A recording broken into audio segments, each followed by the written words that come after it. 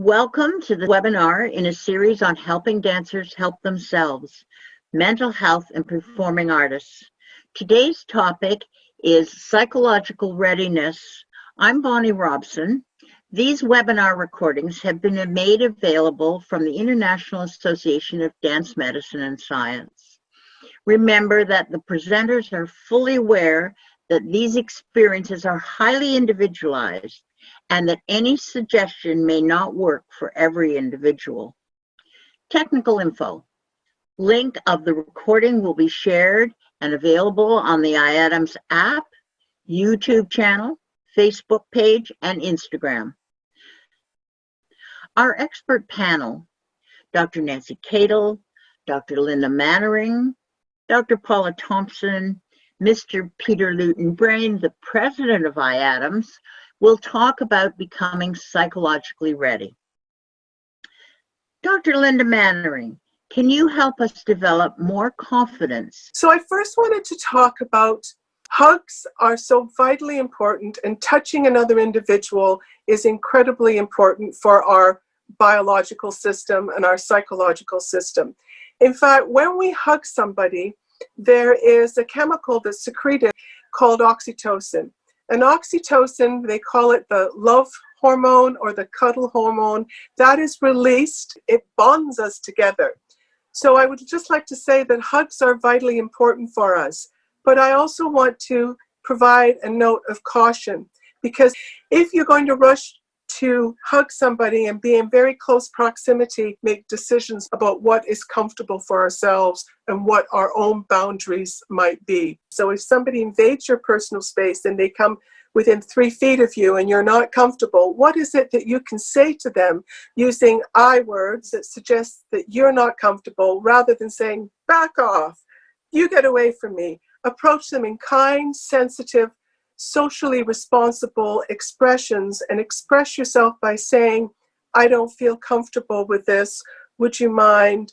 Those kind of statements will help you and the other person understand what might be comfortable for each of you, rather than getting them angry or defensive.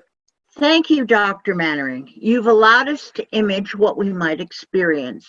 You've offered practical suggestions, I statements. Is there another element to explore in the dance world and dance culture? Dr. Paula Thompson, can you help us understand how dance culture impinges on our psychological readiness? Thank you, Bonnie. I'm drawing from some of the research that we've gathered. We compared elite level rhythmic gymnasts, and they have that aesthetic component in their sport, to professional dancers, ballet and contemporary dancers. So these were really highly trained, fabulous performers. And what we found is the dancers felt like they did not own their body. The elite athletes did. And the elite athletes were actually a little better at denying or ignoring pain. And what that said to us is that the dance culture, we're so habituated into letting the choreographer have the dancer's instrument, the teacher speaking to the dancer's instrument. Literally, it is your instrument.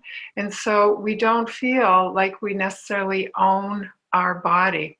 And the objectification that there's been lots of research on is saying that we are an object. And many dancers have told me the notion of going back into the studio, going back into rehearsal, is a little bit unsettling for not all, but many dancers. And one of the things that we face, dancers can no longer be mute. They have to practice having a voice. They have to practice saying, I don't feel comfortable. I'm uncertain about what you're asking me to do right now. I'm not in condition to do that yet. And dancers have a lot of fear of speaking up, and it's a skill that you get better at. Maybe dancers are going to have more body ownership, and they're going to have a voice for their own well-being, because you have to break certain taboos that we've implicitly said these are the conditions of our world, and they're going to have to change. Thank you, Dr. Thompson. From your research, we are reminded that dancers are viewed and often view themselves as just a body to be used by the choreographer. Peter Luton-Brain, how are companies going to accept the more empowered dancer? I think this is really a magical moment right now of empowerment to set your own boundaries. It's like for the first time, it's like waiting for you to make the boundaries. How are we going to deal with this? It's okay to have your own boundaries and rules. I think it's a very important part. And this is only going to happen if we have everyone's consent. It's all based on consent. And this is a really important moment for a choreographer, an important director to say, I can't do anything without your consent, and we need to do this together and listening. Thank you, Peter Luton-Brain. I'm going to ask Dr. Nancy Cadle to summarize. Thank you, Bonnie. Well, I really appreciate everybody's contributions today. It's really been eye-opening and really interesting to think that we can change the culture of dance so that consent is given and asked for, and that you as a dancer can start to practice giving consent, practice your own ownership of your safety, but also your care for others and your safety for others. And as Paula had said, it will get better with practice, standing up for yourself, owning your body, and saying, you know, I'm not ready for those big jumps. I've been at home for 8 weeks. And so those simple things might be a huge step for us to change in the whole world of dance, how this culture can become better and how we can all own our own bodies. And I think that would make us all healthier and stronger in the long run. I would like to thank this amazing panel of experts here today, and thank you for joining us.